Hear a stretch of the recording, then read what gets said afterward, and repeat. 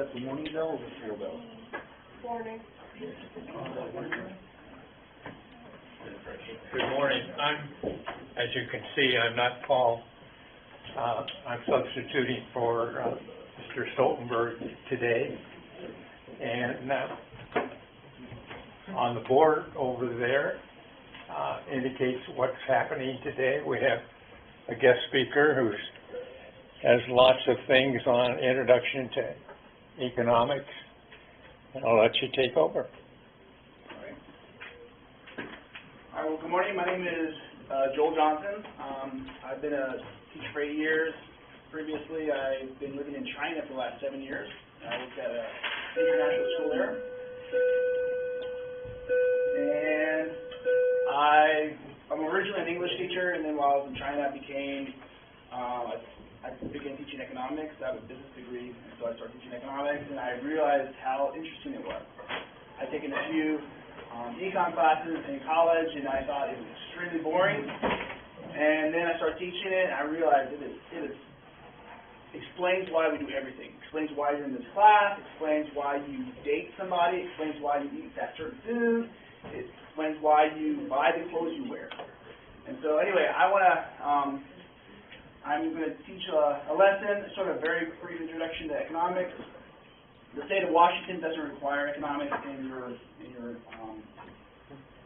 it's not a required course, or it's not even in your standards. But I think it's sort of a shame, but not half the states in the United States require a course or in your standards. So a little introduction. This is my family. This summer, right before we left China, moved back, got 3 kids, and my wife's becoming a nurse practitioner, so we moved to the Gallup area, and so she's looking to become a nurse practitioner. So some of the questions I have for today, big question of the day, the objective of the day. How does economics relate to your life? Okay? You might want to take some notes. You can take mental notes. I mean, I'm not going to actually test you on it, but hopefully it'll be very interesting. You understand? So that's the big question. How does it relate to your life? And it does. I mean, every one of you, there's a choice you make whether or not to pay attention to this lecture. That's an economic choice. It's a decision, right? How are choices related to economics? And we're going to go into that. How can you think more like an economist? Okay? And how does this class relate to economics? So this is a marketing class, and marketers, they make economic choices every day. What to produce, what not to produce. Consumers, when they buy something, they have to decide, am I going to buy that or not? And as a marketer, you're really pushing to get your product sold. And so you're always playing this psychological game with them, trying to persuade them. So, all relates to economics. Proof economics is everywhere. This spring, my family went to Borneo, the northern part of Malaysia, the island of Borneo. And there's even a sign that says economic plants, which I don't even know what it was, but I can't take a picture of it. Who has seen this movie, Ferris Bueller's Day Off? An old movie, okay? This is usually the perception of economics, okay? And I'm going to show you the clip from it. This is, when you saw Introduction to Economics, you're like, oh, okay. This is stereotypical, okay? In 1930, the Republican-controlled House of Representatives, in an effort to alleviate the effects of the Great Depression, passed the tariff bill, the Hawley-Smoot Tariff Act, which raised tariffs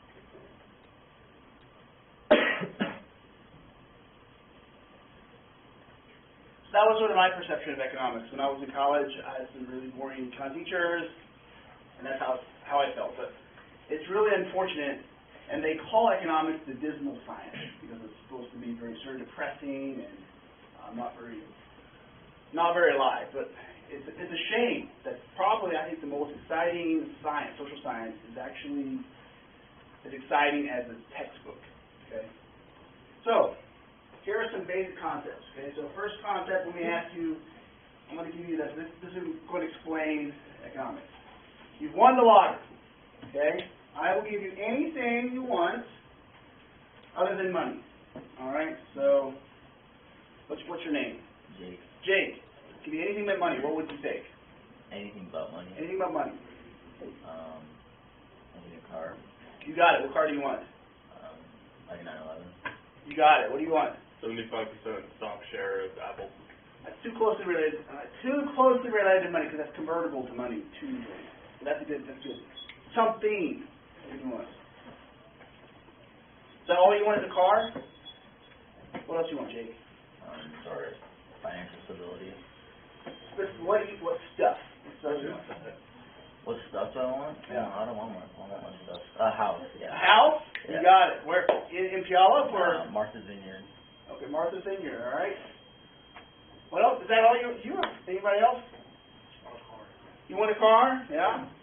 House, swimming pool, big house, a bunch of land. I do want land. Do you want land? What about a high-paying job? High paying jobs too close to money. I'm just thinking this is just stuff right now. Just squatters. Your own island. You got it. Oh, that's a great one. Own island. What else? Can't take America because it's not for sale. It has to be something you can actually physically buy. Cookies. What? Cookies. Like 3 of them. Unlimited cookies. You get 3 cookies. No, Okay. just 3. 3 cookies. One of them won't be on. I would want more than that. That'd be an unlimited supply of cookies. All right. Would your list ever end? If you really thought about it, would this list ever run out? Yes. Maybe. No. Maybe not. I would say not. Temporarily, yes. My son, I had a picture of him. He's 7. He loves Legos, and he gets in his head. He wants his Lego set, and he gets it, and he dreams about it for a couple months, and then if he ends up getting it, he is just plays with it for a few weeks, and then he wants the next thing. Okay, this desire to want more and more and more. Okay, so why does our list never end? I would agree, yes, it does not end. Our wants are unlimited. We're selfish. We just want. Okay, our wants are unlimited, but the problem is we have a limitation of resources. Why is a fancy car so cool? It's so costly, and a lot of people don't have it. Not very many people have had it. If everyone had the same car, everyone had a sports car, it would be cool, right? It's just because there's like only a couple people that have it. That's what makes it cool. Okay? So, it comes down to scarcity. Okay? There's not enough stuff to go around for everyone to have those resources. Okay? So, you have to make choices. Okay? Has anyone ever seen this little illusion? This is what we'd love the world to be like, right? Unlimited chocolate. You just cut it in half and move it around, and you got more chocolate, right? No. How's that possible? Black magic. If you look at it closely, and if you're actually to do that, you see the midsection there is actually getting smaller. You are so clever, man. Yeah, so this section is actually these sort of the illusion that they sort of pulled this chocolate out as it expands it. All right, this is not life, right? You just can't have unlimited chocolate. Okay, it's finite. Once you eat a piece of chocolate, it's gone forever. Okay. So what is economics? Economics sounds like a scary, boring term, but really, the science of scarcity. That's what it is. Ultimately, science of scarcity. We don't have unlimited resources. Okay? Scarcity, by definition, is unlimited wants, but limited resources. Okay? Unlimited wants. We want everything. We want that car. We want that house. We want that piece of land. We want all the cool clothes and the cool toys, but resources are limited. We can't have it all, okay? Since we are unable to have everything we desire, right? We can't. We have to make choices on how to use our money, our resources. Even Jeff Bezos and Bill Gates, they have resources that are limited. Not really money. They probably could basically spend it. They have too much money to spend, but time is a resource. They have the same amount of time as you and I do. 24 hours in a day. So time is a resource. Your energy. How much energy do you have every day? That's a resource. You can't just, you don't have unlimited energy, so you have to decide what to do with that. Okay? So economics is the study of choices. Okay? So economics, we really study these three things. We look at individuals. How do individuals make choices? You chose to be in this class today. You chose to come to school today. You could have stayed home. You could have. But why did you come here? Because if you didn't come here, there's something you're sacrificing. Okay? That's what you make. The clothes you wear, the food you buy. Okay? The career you choose. What's that? Also truancy. Well, it is truancy, but you still could have not come. But that's what you sacrifice, your truancy. Okay? Firms, okay, businesses, they have to make choices. They have to decide if they're going to hire 10 people or 100 people. They have to decide what to produce. Okay? And government, they don't have unlimited money. Right? They have a limited tax dollars, and they have to decide what to produce, what to do with that money. They have to decide if they're going to build schools, if they're going to promote the military, if they're going to build a new park. Okay? So they have to make choices. So in economics, we look at individuals, firms, and governments. You guys, if any of you guys end up going to college, okay, anybody interested in college maybe? If you're interested in going to business school, which is, I think, they say 20% of, it's the number one major, business. So it's a very common major. I have a degree in business. You will inevitably have to take business economics classes, at least 2, probably 3. Okay? So, this is a little introduction. All right. You must choose between buying jeans or buying shoes. Businesses must choose how many people to hire. Governments must choose how much money to spend on welfare. Okay? Textbook definition, which is sort of a little bit boring, but it's important.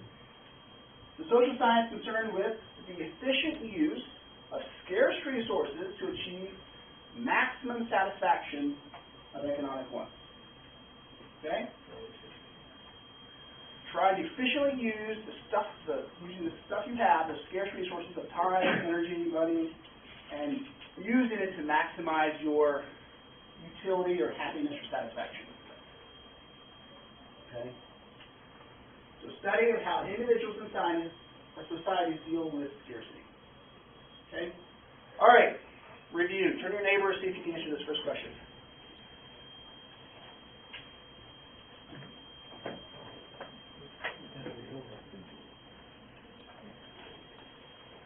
A, B, C, D, or E? So raise your hand if you're ready. Put your hand up. Which number? 1, 2, 3, go. What do you guys think? 5 is correct. Yes. Use of scarce resources. AP economics test question. Okay. All right. I'm going to show you a little video, 2-minute video about this. About choices, because we talk about economics, it's the science of choices, okay? So let's see if this works.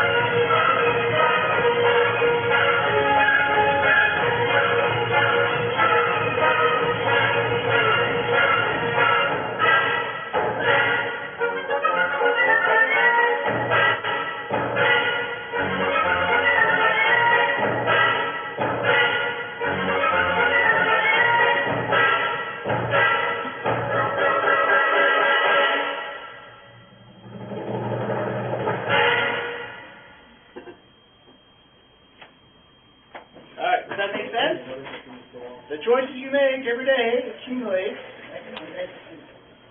So economics, really, this is what it's about, like learning to decide what to do with your time. And it adds up. So after I started teaching economics, everything, I am way more conscious of thinking, oh, if I do that, what am I benefiting from, and how am I sacrificing something else? Opportunity cost. Oh man, you guys are running opportunity cost. You're right on. Opportunity cost.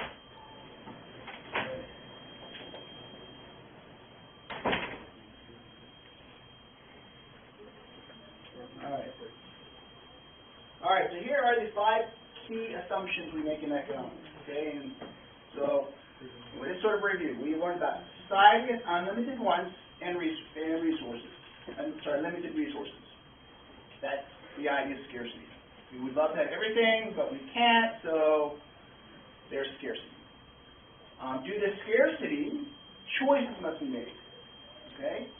And every choice has a cost, has a trade-off, okay? And we'll talk about opportunity cost in this. There's many, many trade-offs for anything you do, okay? Everyone's goal is to make choices that maximize their satisfaction.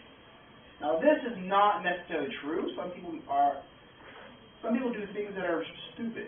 For example, using drugs temporarily may be satisfaction, but it's actually ultimately very devastating to your life and your family and your friends and humanity. So people do things that are dumb, but in economics we assume that people do things for satisfaction, okay? And everyone acts in their own self-interest. Everything we do, we assume we do it because it's going to make our life better. It's giving us happiness, okay? Number 4, everyone makes decisions by comparing the marginal costs and the marginal benefits of every choice. You notice what the word marginal means in this example. Marginal cost versus marginal benefit. Marginal means additional. Additional cost or additional benefits. Okay, and I'll talk about this in a minute.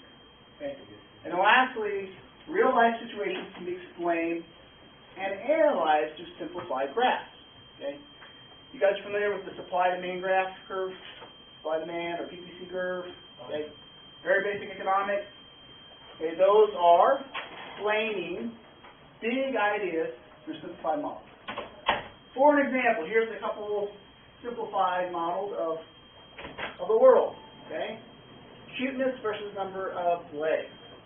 Alright, so this is very creepy to very cute. So things that have one leg are creepy, two legs pretty normal, then you go unfortunate three-legged things, and then four-legged things are great, and then you get more and more legs, you get more and more creepy, right? That explains cuteness versus creepiness through a model, right?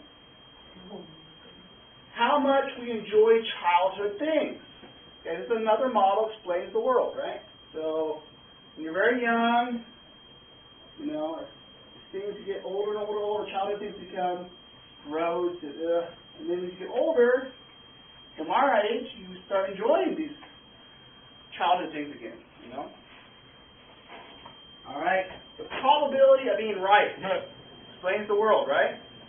So when you're single, you all are single, maybe you're dating, I don't know, but you probably know about everything. My kids, they know everything. Okay? They know everything. My 12-year-old, he knows everything. Right? It's always correct, right? And then you start dating, get in a relationship, engage, get married, you realize, you know what? You gotta learn to say, I'm sorry. I'm sorry. A lot. Because you realize you're probably not right. A lot. Okay? So models explain why we do stuff. All right, so I talked about margin, okay, thinking in the margins. The margin, remember, means additional, okay? So, how many of you have seen a movie, in the movie theater, 3 times or more? Okay. What's the movie you watched 3 times or more? Do you remember the name of it? The same movie. What? Avengers Endgame. And that's a lot. That's 3 hours movie? It's because I went with 3 different people who haven't seen it yet. Okay. So the first time, so let's take that example. What's your name? Gavin. Gavin. Gavin, the first time you watched it, how much was the movie? Was it about $10? Yeah. We'll say $10. First time you watched it, we were in China. My son went and watched it. My son watched it twice, but I didn't watch it. Anyway. 3 hours is a long time. But the cost benefit, okay? We'll assume that your benefit, the first time you watch it was $30. That's in economics we call benefit utility. Okay, it's like happiness, the value you get from something. So you watch it, pay $10, and you got $30 of happiness, utility from watching it. The second time you watched it, was it as good as the first time? Probably not, because you already know what happens. You've already sat there for 3 hours watching it, you sort of know the plot. But you went the second time, and because there's other people there, that you're some friends you went with, and so your benefit decreased. The additional benefit, right? The price of the ticket was the same, it was still $10, but your happiness decreased. It was $15. The third time you watched it, how was it the third time? Not the same as the second time I watched it, but a little less. It was maybe a little less, okay? So your benefit decreased, your state's about the same. What if you watched it the 7th time? Was it worth $10? The happiness you got from probably should have just bought it. Well, you're at the movie It theater. It's a wouldn't be movie worth theater. it. Yeah, it wouldn't be worth it. It wouldn't be worth it. So the benefit might be like $1. You've already seen it 6 times before. But the cost is the same. Okay? So in your mind, in reality, you're making choices. The cost benefit, the marginal cost, marginal benefit is worth it. Every choice you make, come in this class, this is a one-day decision. Your truancy is not going to kick in until you have how many days? Like 15. 15 days.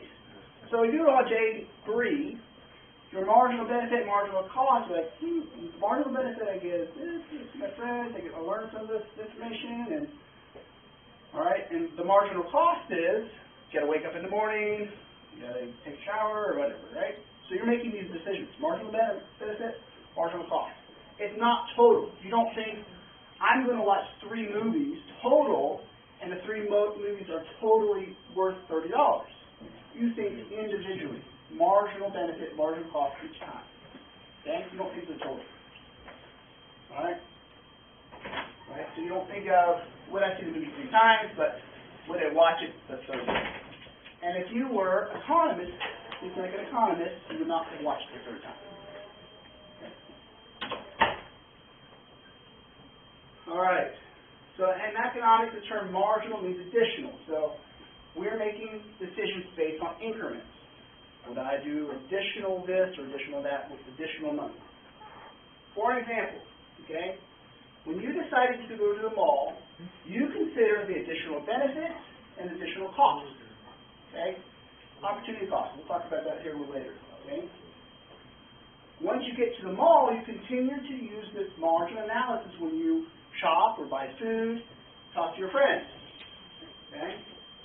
Since your marginal benefits and costs can quickly change, you're analyzing them every second. Do I want to continue to stay here, or do I want to go home? Okay? All right. What if your ex-girlfriend shows up? Is the marginal benefit or the marginal cost? Yeah. It depends on how you broke up, maybe, right? All right. And so, this cost to stay here is too awkward, and I'm leaving. So the benefit is not worth the cost, and then you leave. Okay? And the point is, you continue to do something in life as long as the marginal benefit is greater than the marginal cost. And if you don't, you're not thinking, you're not being wise, you're just being dumb. And the reality is, we do dumb things all the time. Okay? But economists assume we don't. We make wise choices. Okay? Okay, review. Turn to your neighbor, answer these 5 questions. Go.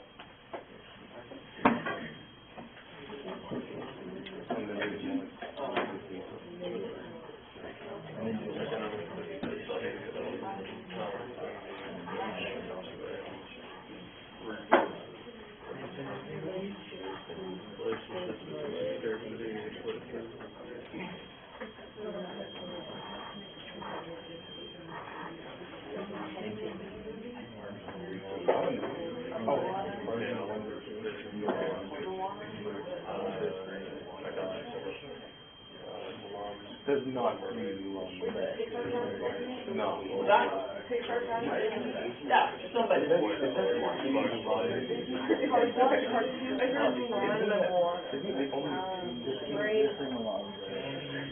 making it one. What? Okay, who can define scarcity? What's scarcity?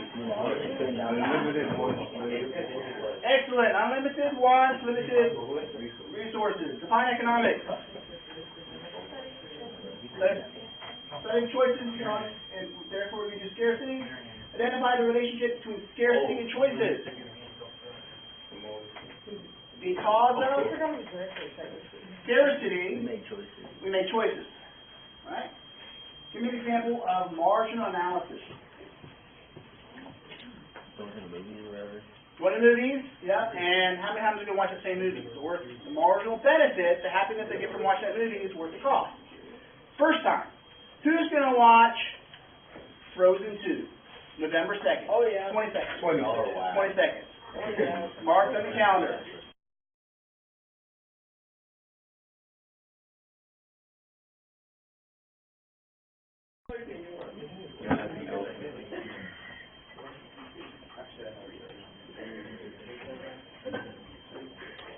Okay, 10, 9, 8, 7, 6.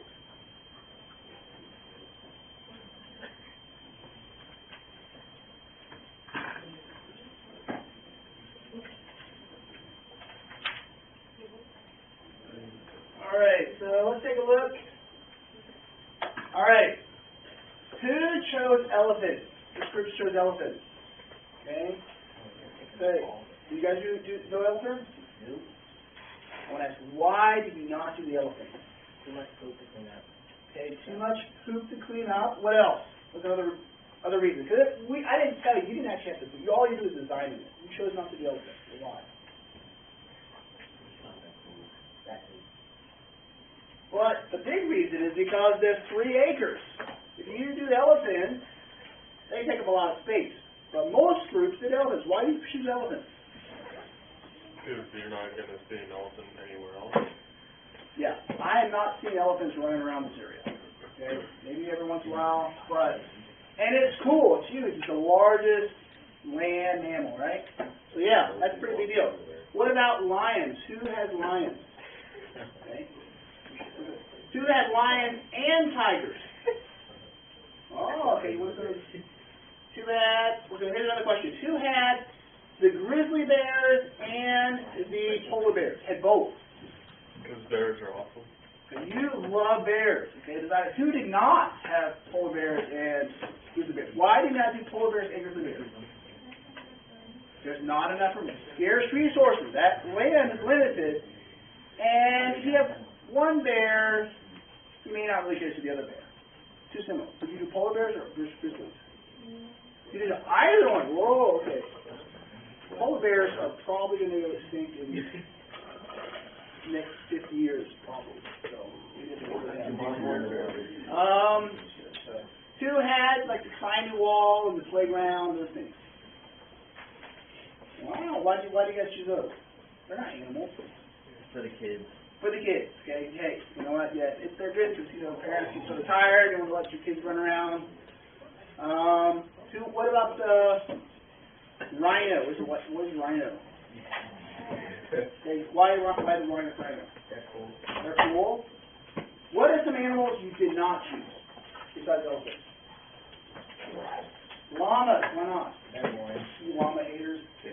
Okay, they spit. Yeah. Okay. Well, what did you not choose? Insect exhibit, because it's kind of awkward to try and fit in, and we couldn't really get it. Because it takes up 1/4, which would mean for us to maximize space, we'd have to have another 1/4. You'd have to add the gift shop. And we already had the gift shop and playground, because it seems the most economic friendly. That makes sense. Yeah. So you would actually not maximize your space. Okay. So when you do this activity, this is the choices an entrepreneur has. If it's a for-profit zoo, you have to make real choices. And that's just one choice. It's very simple. Like, you have space, but then you have to consider the cost of it and how much poop to clean up and all the other factors to consider when you produce something. Okay? So, every choice has a trade-off. Okay? So, what we're going to do is we have a little instruction, taking back the idea of opportunity cost. So, we know that all decisions involve trade-offs. So, if I do this, I can't do this. Okay? So what's the difference between trade-offs and opportunity costs? Trade-offs are all the alternatives to the choice that you make. Okay? If you were in this class today, you were in it this morning, what would you be doing with your time? How many of you have been sleeping at home? Okay? Okay, if you weren't sleeping at home, let's say the day you were at school, you couldn't be sleeping because there was someone that's outside mowing the lawn really loud and cutting down a tree. It's super noisy outside. So you can't be sleeping. What else would you be doing? Xbox. Xbox? Okay, what else? Listening to music? What else? Chores. Chores? What else? Go to the Y. Clean my Go to the room. Y, that's what I do. Yeah, okay. Clean my room. Clean your room. All these different things you could be doing if you were in this class. Very productive citizen. Right? All right? I was going to try one. Okay, so let's talk about going to movies. Okay? If you weren't going to the movies to see Frozen 2 on November 22nd, what would you be doing? Go to the Y. You could study for marketing class. What else could you be doing? Playing your games. You could be doing chores. Coding. AP Computer Science. What else? Lots and lots and lots of things, right? Okay. This is one of the best economics principles, this idea of opportunity cost. Opportunity cost is the most desirable alternative to what you have chosen. Okay? To the choice you made. So, if you didn't go to the movie, the choice that if you weren't there, the very thing you wouldn't be doing, that is what you're sacrificing. You're not sacrificing that list of 100 things you could have been doing. You're only sacrificing one thing, because that's what you have been doing. Does that make sense? So let's think about college to illustrate this. Who thinks they might go to college when they graduate? Okay? Okay. So, we'll assume you go to college. Let's assume that for some reason you can't go to college for that first year. There's just a delay, they mess up your application, and you can't go to college. What would you do? First of all, what are some of the things you could do? You could travel. Where would you travel? California. You should travel abroad too. Travel China or Europe or you travel. What else could you do? You could work. You could get a job, right? Make some money. What else could you do? You could do nothing. You could just stay in your mom and dad's basement and play video games or program. Or go to YMCA. Basement, like classes. What else could you do? We're going to assume you can't go to college. That is an alternative, but we'll say you can't go to college for 1 year. So you could. What else could you do? Military. You go to the military. Yep. I won't do it for 1 year, but yeah, you go to the military. We're talking 1 year. Okay. All right. So there's a lot of things you can do. Okay, we'll say there's 10 things. Join the military for 8. Now, what would you do? What's the one thing you would just say? Think about, say, college doesn't work for 1 year. What would you do? You would actually work. So, that's what you. So you actually, all those things are the trade-off. But for you, the opportunity cost of going to college is working. That's what you're actually giving up. Okay? That's your opportunity cost, because that is the most desirable alternative. You could stay in your mom's and dad's basement, or you could travel, but you probably wouldn't do that. So that's only trade-offs. What if you do both? And those together would be your opportunity costs. So whatever you give up, that is what your opportunity cost is. Okay? So every choice you make has an opportunity cost. Here's some examples. Okay? You guys know Geico? Geico has this commercial, 15 minutes can save you 50% 50% or more on car insurance. on car insurance. You guys, how many of you guys have cars? Right? Okay. Car insurance is expensive when you're a young, irresponsible person, right? So you gotta, 50%'s a lot. So they're thinking, I could be saving that money somewhere else. What's my opportunity cost for having this expensive insurance? 50% extra money, right? All right. Economics of high school. Okay? Okay, you can only choose two. Okay? Good grades, enough sleep, social life. That's easy. Easy. Good. I think a lot of you will try to go this way with you. Okay? I will sleep when I'm dead. How many of you are really sleepy? Man, early in the morning. It's tough, right? Okay? And you guys supposed to be, there's studies that say people should be starting school around 10 o'clock because for young people, that's when their brains really start working. And yet school systems like, Boom. said it. Why are our students not happy at school? By the way, get up at 5. True. Maybe you could change that algorithm, like the time everybody gets going. So. The All right. entire school system just So says you one have to thing. choose two. So if you choose this, then you're sacrificing that sleep. It's a choice. Or if you say, I have to have my sleep. If I don't have my sleep, I can't do anything. Then you have to sacrifice your grades or your social life.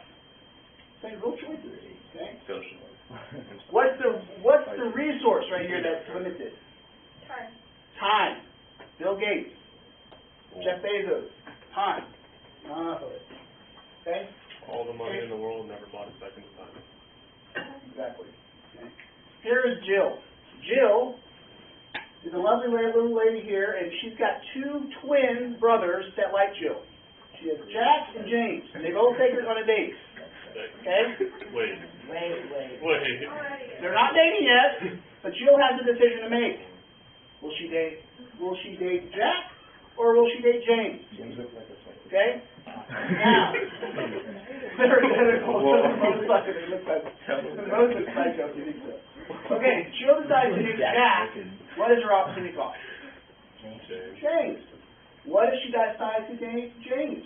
She'll die. Bad mistake. What is her opportunity cost? Life? Okay. Jack. Okay? That's the opportunity cost. She looks like she's about to hunt down Phil.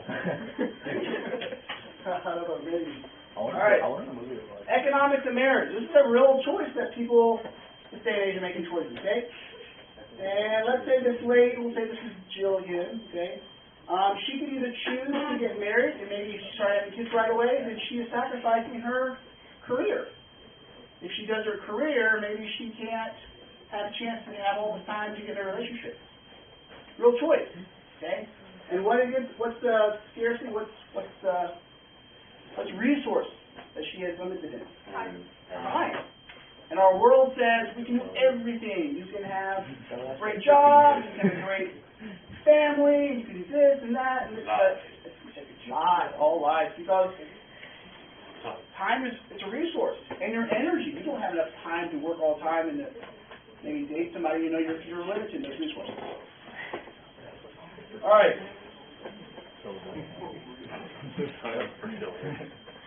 Okay, this is a bunch of words I'll sort of go through. Basically, The modern boom. guns and butters and economics. Okay, I'll actually just go to this next page. Okay, this is the U.S. Dwight Eisenhower, this huge ship that was launched in 1975, and it cost in 2007 $4.5 billion. Okay? What is the opportunity cost of that? Quick. Safety, international. So that's the benefit. What's the opportunity cost? The benefit is we have a big military presence. The What is the opportunity cost? The environment. $4.5 billion of taxpayer money. Okay, but that's part of it. But what that money could have gone where? Schools. To schools, Typically. to charity, to helping care and welfare. What else? What could you use that money for? The military, the government. They could have used to make a park. Okay? So the government, every choice they have, there's an opportunity cost to it. All right. All right, thanks guys. You can leave your papers up here. We're not here, please.